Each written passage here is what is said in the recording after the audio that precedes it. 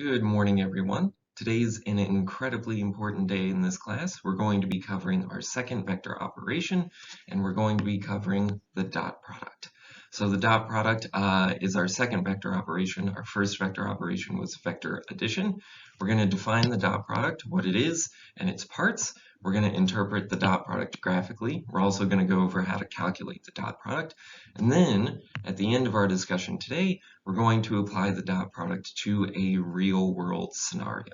So even though the stuff that we teach in this class may seem abstract, for each vector operation, we're going to cover a real-world application that communicates how important this stuff is in our everyday lives, and also communicates that we're already physics experts. All we're doing in this class is giving you the tools to describe the world around you.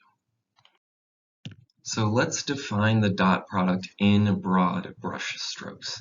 The dot product multiplies the parallel components of two vectors. Notice that I put multiplies in parentheses. I want to stress that the multiplication we've been doing before this class is scalar multiplication. The dot product is vector multiplication.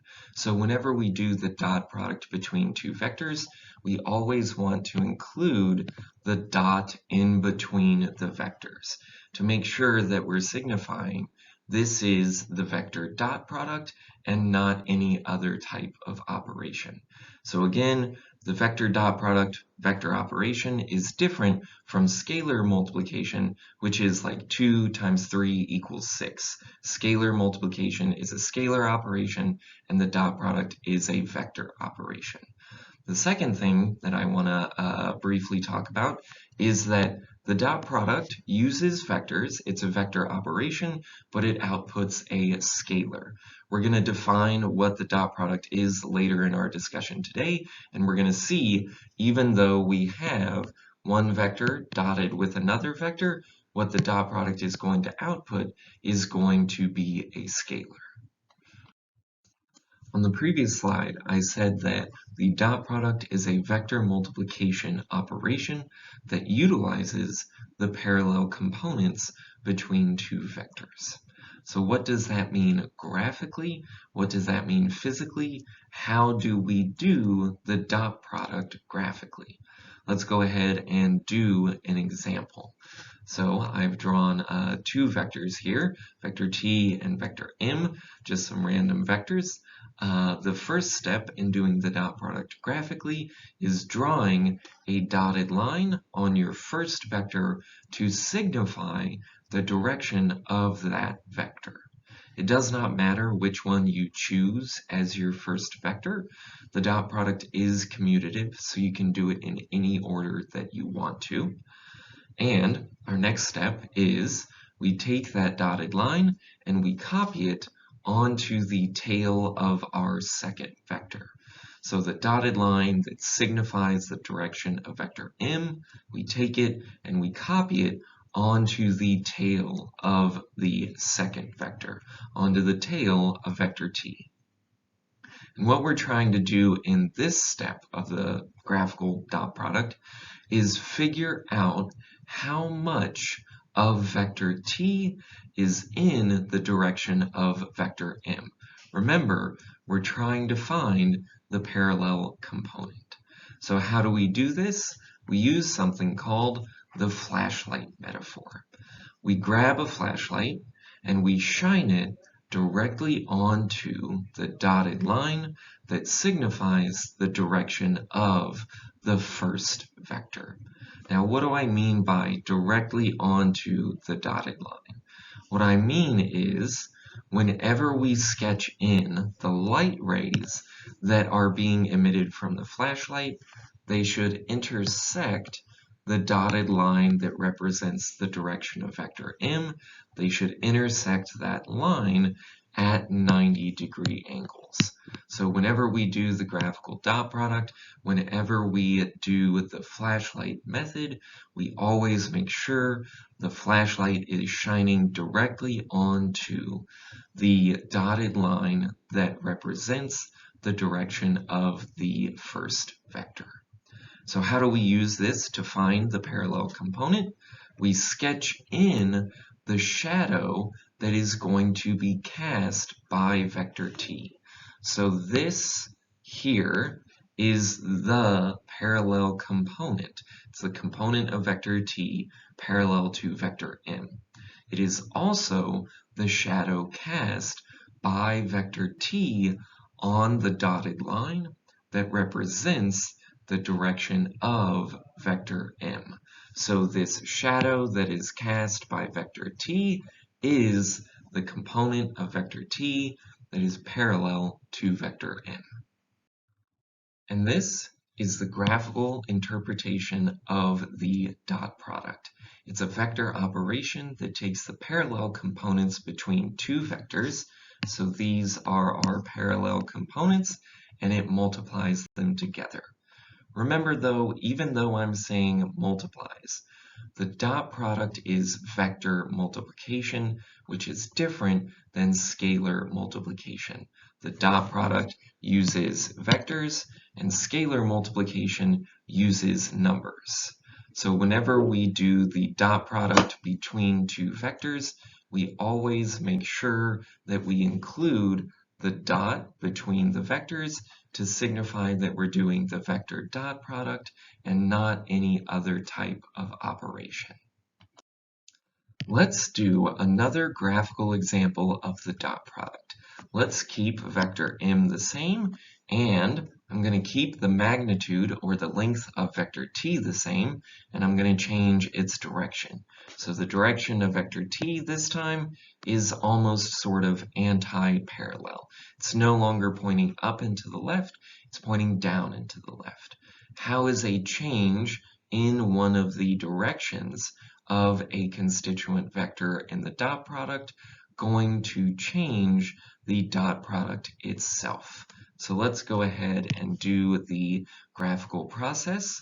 We draw a dotted line that signifies the direction of our first vector. We copy that dotted line onto the tail of our second vector. We grab our flashlight and we shine our flashlight directly onto the dotted line that represents the direction of the first vector. So the angles that it intersects here will be 90-degree angles. And we see how big of a shadow vector t casts. So how much of vector t is parallel to vector m. So we sketch in the parallel component. This is the component of vector t that is parallel to vector m. So let's go ahead and draw that in here. So the dot product takes the parallel components between two vectors and multiplies them together. Remember, it's vector multiplication, and this is different from scalar multiplication. The dot product is a vector operation. What do we notice here, though? In our previous example, the component of vector t that was parallel to vector m pointed in the same direction as vector m. But this one points in the opposite direction of vector m. How do we account for this? Remember that the dot product outputs a scalar, so it outputs a number. In our previous example, the dot product would have outputted a positive number. The parallel components pointed in the same direction. In this example, the component of vector t that is parallel to vector m points in the opposite direction. So what we get as a result is this dot product will yield a negative scalar. And we want to figure out how does this happen. So on the next slide, we're going to define the mathematical definition of the dot product. So if we want to calculate the dot product between two vectors, so say we have vector m dotted with vector t. Remember, whenever we're doing the dot product, we always include the dot to signify that we're doing the vector dot product and not any other type of operation. So that dot product is going to be equal to the magnitude of the first vector multiplied by the magnitude of the second vector multiplied by the cosine of the smallest angle between the two vectors when they are placed tail to tail. So the angle theta that is in our cosine here is the smallest angle between vector m and vector t when they're placed tail to tail, which would be this angle right here whenever we represent it graphically. So let's get some practice identifying the smallest angle between two vectors when they're placed tail to tail. What's going to be really helpful when we do this is the knowledge that on each side of a line is 180 degrees. So on this diagram here, I've drawn a dotted line extended outwards from the tail of vector t. On this side of that line, the angle measure is 180 degrees. Now there are two angles of interest here, two angles between vector m and vector t. There's this angle here, and then there's this angle here. If we want to identify the smallest angle between vector m and vector t when they're placed tail to tail, we see that this angle is going to be less than 180 degrees, while this angle is going to be greater than 180 degrees. So the smallest angle between vector m and vector t when they're placed tail to tail is going to be that angle right there. And let's do another example. Let's do this second example here.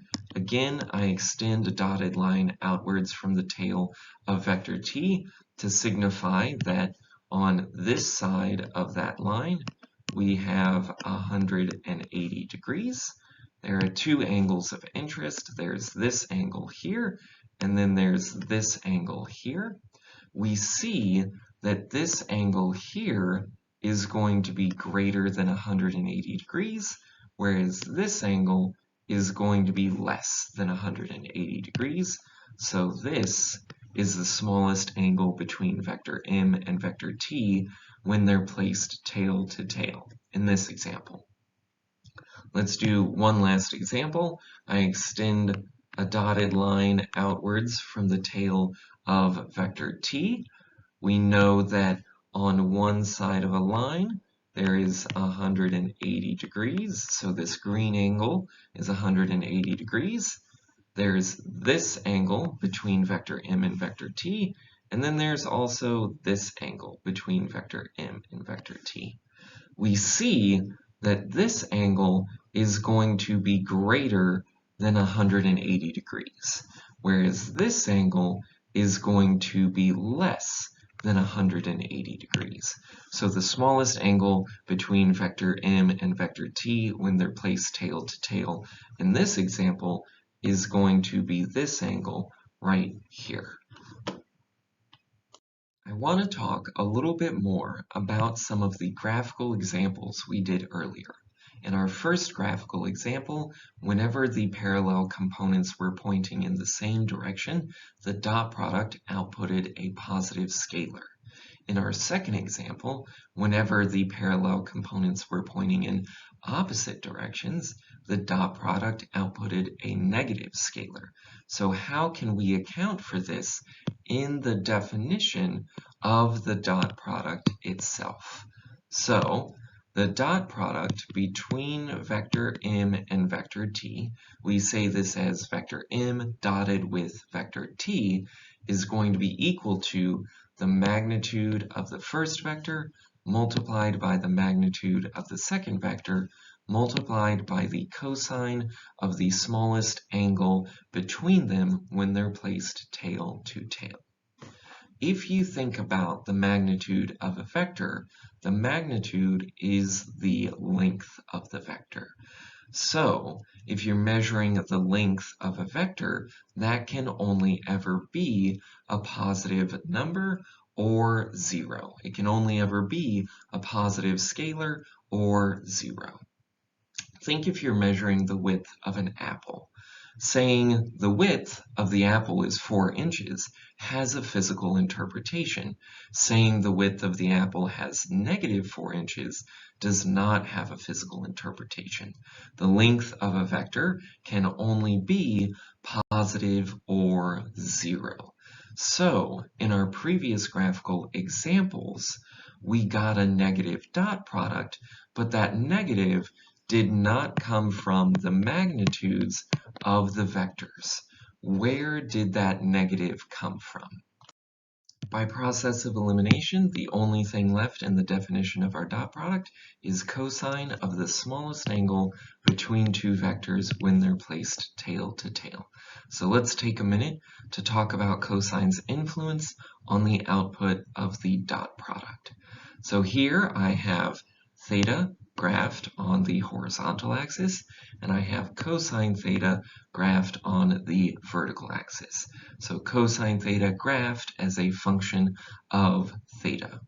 Let's think about a clock.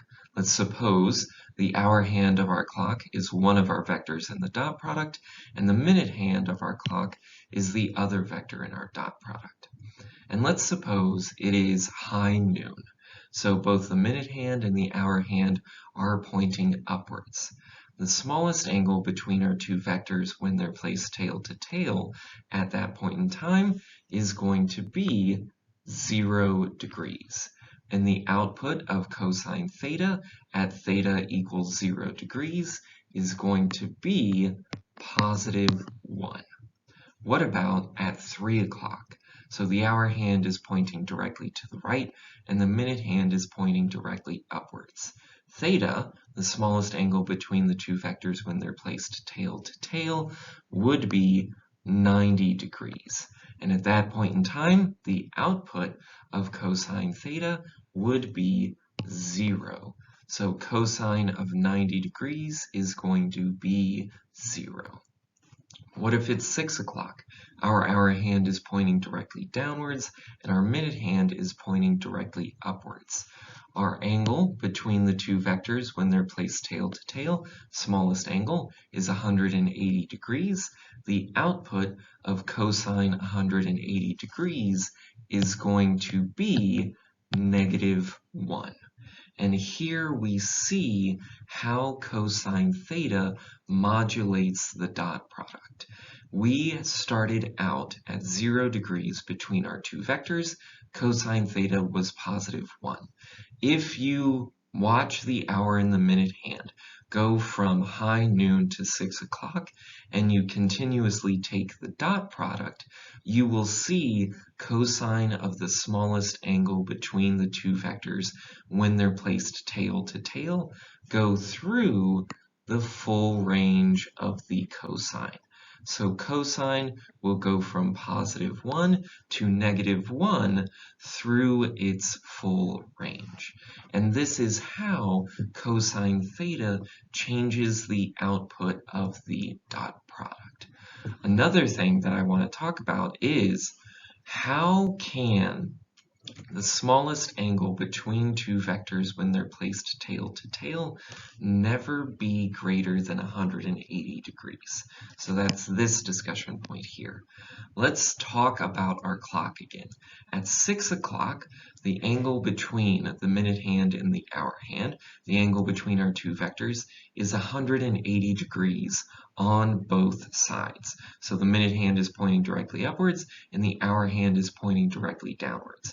On the left side is 180 degrees, on the right side is 180 degrees. As soon as it's 6:01, one of the angle measures is going to be slightly less than 180 degrees, and one of them is going to be slightly more. The smallest angle between two vectors, when they're placed tail to tail, can never be greater than 180 degrees. Okay, let's go ahead and do some example problems with some actual angle measures to examine how the cosine of the smallest angle between two vectors when they're placed tail to tail is going to change the output of the dot product. Because we're concentrating on the cosine of that angle, I'm not going to plug in values for the magnitudes of the vector. in the dot product, we're just going to be focusing on the cosine of the smallest angle between the two vectors. So the first thing that we want to do is we want to identify the smallest angle between our two vectors. In our first example, that's this angle here. We remember that on each side of the line, there's 180 degrees. So the blue angle that it's given to us added together with the green angle, which is what we want, is going to be 180 degrees. The smallest angle, the green angle, the smallest angle between these two vectors is going to be 180 degrees minus 70 degrees. We go ahead and do the subtraction there, plug it into our cosine function, and we get negative 0.34 is equal to the cosine of 110 degrees. Let's do our next example. So the smallest angle between our two vectors in our second example is going to be this angle here. We know if you go around in a complete circle, so like so, there are 360 degrees in a circle. So in order to get the small green angle that we want, we take 360 degrees minus 320 degrees. We go ahead and plug that into our cosine function and do the subtraction. So we get cosine of 40 degrees, and the cosine of 40 degrees is going to be positive 0.77, and that is different from our first example. All right, let's do our third example. I haven't actually listed what this angle is equal to, but I've used a very special symbol. So this symbol here signifies that the angle between, the smallest angle between vector m and vector t is 90 degrees. So this angle theta here is equal to 90 degrees. So let's see what happens whenever we plug cosine of 90 degrees into our dot product. Cosine of 90 degrees, if you plug it into your calculator, is actually going to be 0. And what we say whenever we see something like this is that there is no parallel component of vector m that is parallel to vector t. So vector m and vector t are perpendicular. And we see throughout each of these examples, even though the magnitudes of vector m and vector t have stayed the same, they could be 2 units and 3 units. Even though the magnitudes of the vectors have stayed the same, the cosine of the smallest angle between the two vectors is going to change the output of the dot product dramatically. So let's briefly recap what we've covered today. We've covered that the dot product is a vector operation. It utilizes vectors, but it outputs a scalar, and we see this in the definition of the dot product. The dot product between two vectors is the magnitude of the first vector multiplied by the magnitude of the second vector multiplied by the cosine of the smallest angle between the two vectors when they're placed tail to tail.